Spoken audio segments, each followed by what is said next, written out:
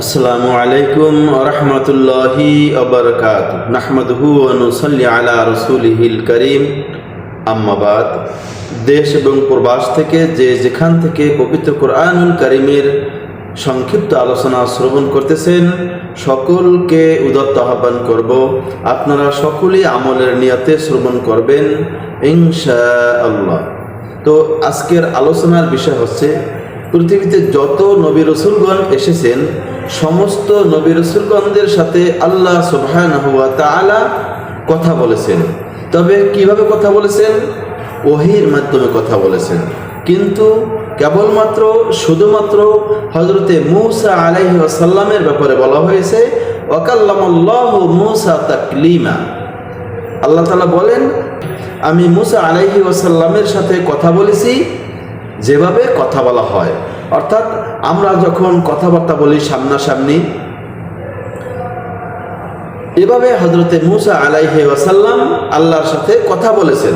কিন্তু আল্লাহ রাব্বুল আলামিনকে মূসা আলাইহিস সালাম দেখেননি। সর্বপ্রথম যখন হযরত মূসা আলাইহিস সালামের সাথে আল্লাহ রাব্বুল আলামিনের কথা হয়, তখন কি কথা হয়েছিল? আজকের আলোচনার ভিতরে সংক্ষিপ্ত আকারে সেই বিষয়ে আলোচনা করব।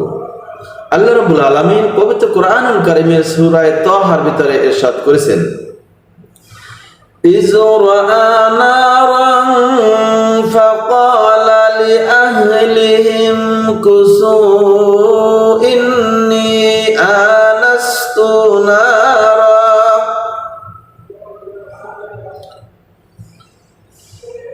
যখন হযরত মূসা আলাইহিস সালাম আগুন দেখলেন, তখন হযরত মূসা আলাইহিস সালাম তার পরিবার বর্গকে বলল, একটু এখানে অপেক্ষা করো, দাঁড়াও, নিশ্চয়ই আমি আগুন দেখতে পাচ্ছি। লাআল্লি আতিকুম মিনহা বিকবাসিন আও আজিদু আলান নারি হুদা। সম্ভবত আমি ওখান থেকে তোমাদের জন্য আগুনের অঙ্কার নিয়ে আসতে পারবো, অথবা এই আগুনের মাধ্যমে আমি পথের সন্ধান পাব। আমার প্রিয় ভাইয়েরা, একটু বিস্তারিত আলোচনায় আসি, তাহলে আপনারা বুঝতে পারবেন। উল্লেখযোগ্য ইবনে কাসির তাফসিরে বর্ণিত হয়েছে যে হযরতে মূসা আলাইহিস সালাম দীর্ঘ 10 বছর পরে হযরত শুআয়ব আলাইহিস সালাম ছিলেন তার শ্বশুর, তার বাড়ি থেকে যখন তার পরিবার বর্গকে নিয়ে মিশরের উদ্দেশ্যে রওনা হলেন, চলতে চলতে তখন তাদের সন্ধ্যা হয়ে যায় এবং সেই সময়টা ছিল অন্ধকার রাত এবং আকাশে ছিল মেঘলা এবং তারা পথও হারিয়ে ফেলেছিল। তারা একটি পাহাড়ের নিকটবর্তী উপস্থিত হয়েছিল। তখন হযরতে মূসা আলাইহিস সালাম চকচকে যে পাথর রয়েছে, সেই পাথর, একটি পাথর আর একটা পাথরের উপরে ঘষতেছিল, যাতে করে দুইটা ঘর্ষণের ফলে আগুন জ্বলে ওঠে, কিন্তু কোনো লাভ হয়নি। হঠাৎ তিনি ডান দিক থেকে দেখতে পেলেন আগুন জ্বলছে। তখন হযরত মূসা আলাইহিস সালাম তার পরিবার বর্গকে বললেন, তোমরা এখানে একটু অপেক্ষা করো, আমি ওই আগুন দেখতে পাচ্ছি, আমি ওখানে গেলে হয়তো তোমাদের আগুন পোখানোর জন্য কিছু অঙ্কার নিয়ে আসতে পারবো, অথবা ওইখানে আমি আমাদের পথের দিশা পাবো। অর্থাৎ আমরা তো পথ হারিয়ে ফেলেছি, হয়তো পথের সন্ধান আমরা পাব। তখন তার পরিবার বর্গকে সেখানে রাখলেন এবং অপেক্ষা করতে বললেন। তখন মূসা আলাইহিস সালাম ওই পাহাড়ের নিকটে গেলেন, অর্থাৎ ওই আগুনের কাছে গিয়ে পৌঁছলেন।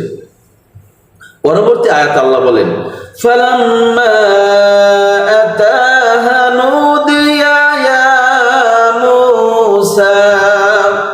মূসা আলাইহিস সালাম যখন সেই আগুনের নিকট পৌঁছলেন, তখন তাকে ডাকা হলো, হে মূসা, ইন্নী আনা রাব্বুক নিশ্চয় আমি হয়েছি তোমার প্রতিপালক, আমি হয়েছি তোমার রব, অর্থাৎ আমি হয়েছি আল্লাহ। ফাখলা'না আলাইক, অতএব তুমি জুতা খুলে ফেলো।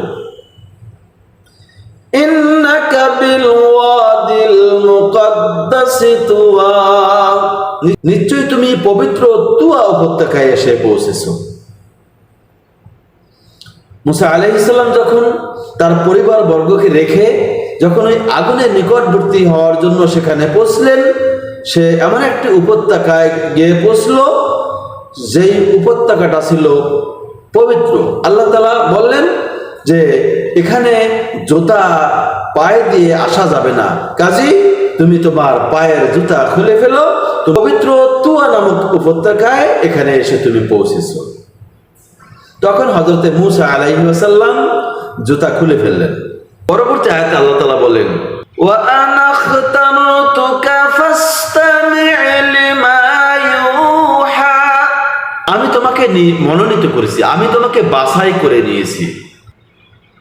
ফাসতামি', অতএব তুমি শ্রবণ করো, লিমা ইউহা, যা ওহী করা হয়, তোমার প্রতি যা ওহী করা হয় সেটা মনোযোগ সহকারে শ্রবণ করো। অর্থাৎ এই আয়াতের দ্বারা বোঝা গেল যে আমি আমার জন্য তোমাকে নির্বাচিত করেছি, কাজেই আমি যা ওহীর মাধ্যমে তোমাকে বলি সেটা তুমি মনোযোগ দিয়ে শ্রবণ করো। ইন্নানি আনাল্লাহ, নিশ্চয় আমি হয়েছি আল্লাহ। লা ইলাহা ইল্লা আনা,